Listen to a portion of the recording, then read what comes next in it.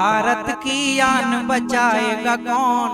भारतीय शक्ति चेतना पार्टी, भारतीय शक्ति चेतना पार्टी, भारतीय शक्ति चेतना पार्टी। ये भ्रष्टाचार मिटाएगा कौन? ये भ्रष्टाचार मिटाएगा कौन? भारतीय शक्ति चेतना पार्टी, भारतीय शक्ति चेतना पार्टी, भारतीय शक्ति चेतना पार्टी।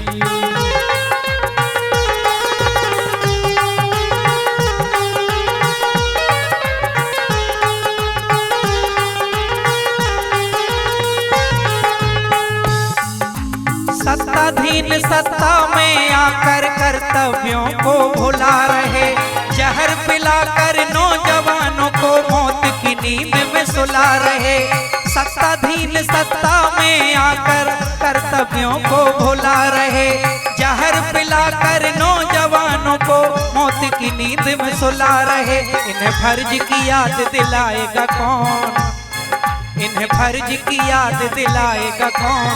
भारतीय शक्ति चेतना पार्टी, भारतीय शक्ति चेतना पार्टी, भारतीय शक्ति चेतना पार्टी।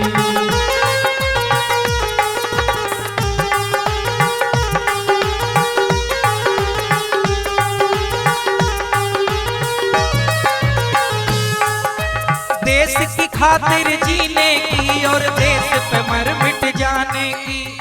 आरटीओ में क्या हो रहा है कोई पता नहीं। लगता है कि चुनाव जीतने के बाद, सत्ता के में आने के बाद आप एलियन बन जाते, आसमान से आए हुए। पर कोई पता नहीं धरती में क्या हो। ये कब तक चलेगा रे? ये कब तक चलेगा? ये तब तक चलेगा जब तक तू दुनिया को दारू पिलाता रहेगा। जब तक तू चाहेगा कि ये दारू पीता रहे तो इसे होश नहीं आएगा। ऐसे ही तो तूने भारत की आजादी से आज तक पार्टियों ने किसी को होश में नहीं आने दिया। चुनाव हुआ, पैर छूना शुरू, दारू मुर्गा शुरू, कक्का दद्दा लल्ला पप्पा शुरू। तो चुनाव जीत गए। पीछे पीछे पीछे वीआईपी गली है। ये वीआईपी यहां कैसे आया? वाह, कल तक धूल चाटने वाला वीआईपी मिल गया। जनता के वोट पर चलने वाला वीआईपी मिल गया। अरे उससे खौफ खाओ। जिस दिन मेरे गुरुवर की नजर पलट गई, सत्ता है तो छोड़ो, सत्ता की सोचने की हिम्मत टूट जाती है भाइयों।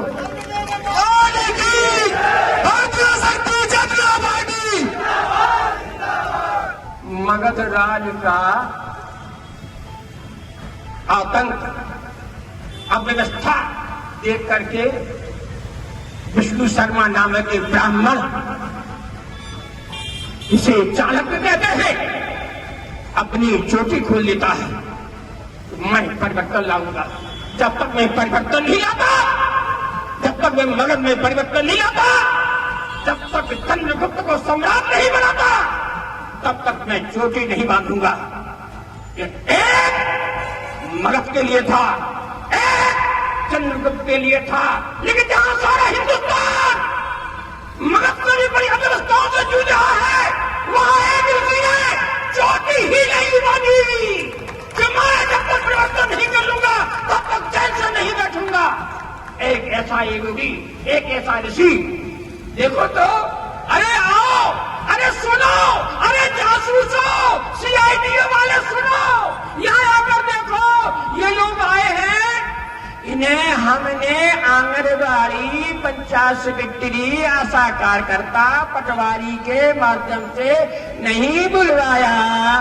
हमने इनके लिए गांव में बसें नहीं पहुंचाई, हमने इन पर दबाव नहीं बनाया, हमने इनको धमकियां नहीं दी, फिर भी छोटे से कार्यक्रम में ये लोग आ गए। अगर हम कहते कि भैया आप सबको जरूर आना है, तब क्या होता रे? कैसे होगा भैया? दबाव से सत्ता में नहीं रहा जाता भैया। दबाव से सत्ता में जाओगे तो कब तक टिकोगे?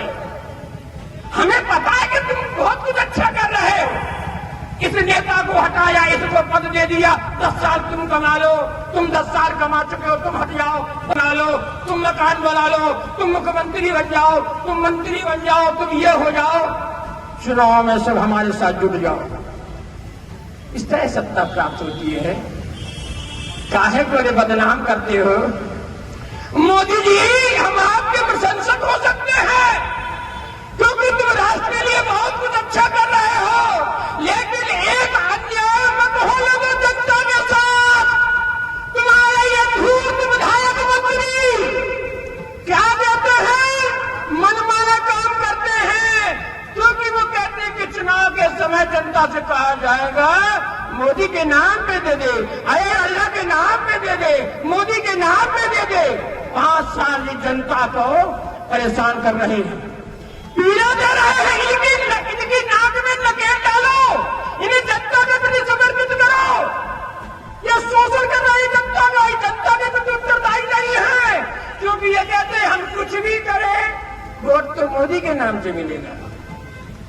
कैसी है यार, ये कैसी चालाकियां है भाई? जो जनता है ना, मंत्री है, उसके नाम से वोट मिलना चाहिए। तुम अपने सुधार नहीं कर रहे, वोट मोदी के नाम से मांग रहे हो, फिर 5 साल वही काम। अतः आदरणीय मोदी जी, देश की सुरक्षा सर्वोपरि हुए, इसलिए हम आपका सम्मान कर सकते हैं। लेकिन आप जरा देखें अपने राज्यों में क्या दुर्दशा है, क्या दुर्दशा। विद्यालय खुल रहे हैं, 1-1, 2-2, 4-4 विद्यालय, बड़े-बड़े विद्यालय, किसी में शिक्षक नहीं, किसी में बिल्डिंग नहीं, किसी में छात्र नहीं, किसी में सड़क नहीं, किसी में सुरक्षा नहीं। विद्यालय खुल गए, अस्पताल खुल गए बहुत सारे, किसी में दवा नहीं, किसी में डॉक्टर नहीं, किसी की अनुमति नहीं, किसी में जांच नहीं, अस्पताल खुल गए। कैसा चल रहा है ये? अभी कुछ माह पूर्व, हो सकता है 60-68 माह हो गए हो, राजस्थान के एक विधायक ने कहा था, मैं इसलिए बोल रहा हूं शायद मेरी आवाज उन कानों तक पहुंच सके जिन कानों ने रंगरेलियों के संगीतों में स्वयं को मस्त कर रखा है। उस राजस्थान के विधायक ने कहा था कि हमें विधायक निधि प्राप्त करने के लिए कार्यालय में घूस देना पड़ती है। एक विधायक कह रहा है कि मैं विधायक निधि वहां से प्राप्त करने के लिए, और आपको नहीं पता भ्रष्टाचार कहां हो रहा है। चलो हम तो आते तुमको, चलो कितने विधानों के पास चलोगे, सांसद निधि कैसे मिली, कितने परसेंटेज पे मिली, विधायक निधि कैसे मिली, कितने परसेंटेज पे मिली। 10 साल जो जनपद रह गया हो उसके यहाँ छापा मार के देख लो, 10 साल जो आरटीओ में रहा हो उसके यहाँ देख लो। बस तुम्हें 3-4 बेचारे गरीब दिखते हैं, यही भ्रष्ट हैं।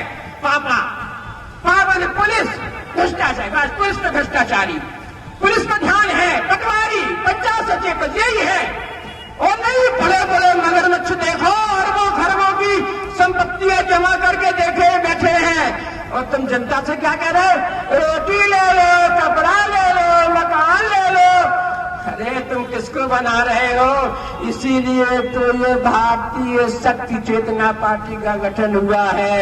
हमने सत्ता पाने के लिए नहीं, चेतना जगाने के लिए पार्टी का गठन किया है। तुम हजारों मंदिर बना दो, लाखों तीर्थ बना दो, लाखों सड़कें बना दो, सत्ता अगर बदली तो चेतना आदमी नहीं रहा, वो फिर टूटेंगे, फिर इतिहास तो रहाया जाएगा, फिर वही कायरता आएगी, फिर तुम वही कहोगे भगवान का मंदिर है, भगवान खुद मंदिर बचा लेंगे, अपने को क्या लेना देना। वही धूपता फिर तुम्हारे अंदर भरेगी। तभी तो गुरुवन ने कहा कि हम चेतना जगाने आए हैं कि चैतन्य रहो। सत्ताएं कभी भी बदल सकती हैं, प्रगत सत्ताएं कभी भी शुरू धारण कर सकती है। इसलिए भारतीय शक्ति चेतना पार्टी का गठन किया कि अगर चेतना जागृत रहेगी तो देश सुरक्षित रहेगा। नहीं फायर तो पहले थी, फिर भी यही कहोगे जब भी स्थितियां के विपरीत होगी। गुलामी की समय यही तो था। अपना काम नहीं है, हमारी रक्षा करना राजा का काम है। राजा ने कहा हमारी रक्षा करना सेना का काम है, सेना ने कहा हमारी रक्षा करना द्वारपालों का काम। हो गया खेल। नहीं, हम अपनी रक्षा स्वयं करेंगे। इसीलिए तो हम साधक हैं, पुजारी ही नहीं है। भक्त अपने लिए पूजा करता है, साधक दुनिया के लिए जीवन जीता है। मेरे भाई मेरे बहनों, हम अगर उसके लिए आते, कोई चुनाव का समय होता तो कहते कोई चुनाव का समय होगा इसीलिए पार्टी। चुनाव के लिए नहीं आए, चुनाव के लिए जनता के बीच जाते, हमें इसकी आवश्यकता नहीं पड़ती। हम तो जगाने लोगों को आए हैं कि कभी तो सोचो, लेटे लेटे कभी तो सोचा करो, कहाँ हो? चेतना जगाओ, चेतना जगाओ। क्योंकि जब कोई गुंडे तुम्हारे बाजार में आ जाते हैं तो गुंडे पूरा बाजार बंद हो जाता। बंद करो, बंद करो, बंद करो। गुंडे आ गए। क्यों? क्यों? जो सींग वाले हैं, हथियार वाले हैं, तुम क्या हो? अन्न नहीं खाते, भूसा नहीं खाते हो क्या? सामना करो ना। कैसे करोगे? तुमने तो चेतना जगाई नहीं, चेतनावान गुरुवर को प्राप्त किया ही नहीं। तुमने तो ये सीखा, यही पढ़ाया, बेटा पढ़ो, तुम्हें बढ़िया नौकरी करनी है, ऊपरी आमदनी करनी है। हो गया काम बस। देश रक्षा नहीं सिखाई, धर्म रक्षा नहीं सिखाई, जन कल्याण नहीं सिखाया, समाज में मिलना जुलना नहीं सिखाया। हाँ, तुम छोटी जाति के हो, हम बड़ी जाति के हैं। अरे मूर्खो, जब अस्पताल में भर्ती होते तो कभी डॉक्टर से कहा हमारी जाति वाला खून न लाना, हमारी जाति वाला खून चढ़ेगा? कहा कभी? कभी अदालत में कहा वकील साहब हमारी जाति का जमानतदार लाना केवल, हम दूसरी जाति का जमानतदार नहीं लेते? क्यों? वाह, चट्टे ऐसा पट्टे ऐसा, ये वही करते हैं धूप किस्म के होते हैं जिन्होंने शिक्षा में केवल बेरोजगारी बेरोजगारी की हल्ला करते। बेरोजगारी काहे की बेरोजगारी? हिंदुस्तान तो पहले भी बेरोजगार नहीं था। लोग नौकरी करने से कतराते थे। नहीं, अपने पूर्वजों का काम करेंगे लेकिन सम्मान से जिएंगे। हम ऐसी नौकरी नहीं करेंगे जिसमें हमारा सम्मान जाए, हमारे राष्ट्र की शान जाए, हमारे धर्म का गौरव जाए। ये खबर के हमें नौकरी नहीं चाहिए। आप तुमने सबको यही सिखा दिया, पढ़ लो नौकर बन जाओ, पढ़ लो नौकर बन जाओ, नौकरी कर लो, नौकरी कर लो। करो नौकरी, नौकर की कोई इज्जत होती है? इसलिए हम बड़े आभारी हमारे उन भाई बहनों के, हमारी भैया बहन इतने दूर से चलकर आए। हमारे कार्यकर्ता भाइयों ने बड़ी व्यवस्थाएं यहाँ पे उपलब्ध कराई। बहुत कुछ बातें हैं, लेकिन इनका भी ध्यान करना है जो हमारे भैया यहाँ उपस्थित हुए। एक ही अनुरोध है भाई कि अन्याय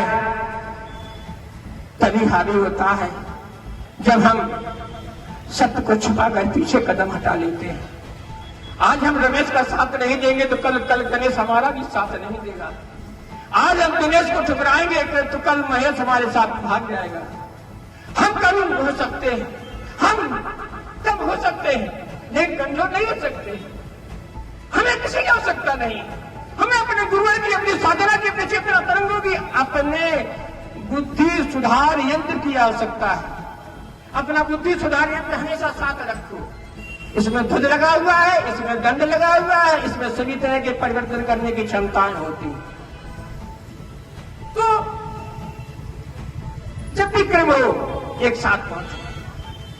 मंत्रियों से, विधायकों से जनप्रतिनिधि है भाई, उन्हें जनप्रतिनिधि बनाया गया है या घोषित किया गया है वो जाने, लेकिन प्रयास करो, उनसे भी निवेदन करो। लेकिन वो है आप जैसे नहीं हो सकते। कोई भी पार्टी का कार्यकर्ता पदाधिकारी हमारे संगठन के, हमारे पार्टी की जैसा नहीं हो सकता। हमारा कार्यकर्ता 2 दिन भूखा रह सकता, तुम्हारे माई के लाल में ताकत किसी कार्यकर्ता को।